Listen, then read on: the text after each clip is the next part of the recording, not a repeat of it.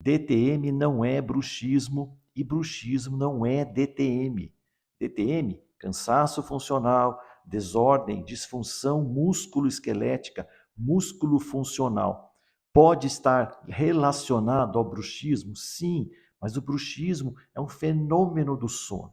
O bruxismo está ligado ao sistema nervoso central.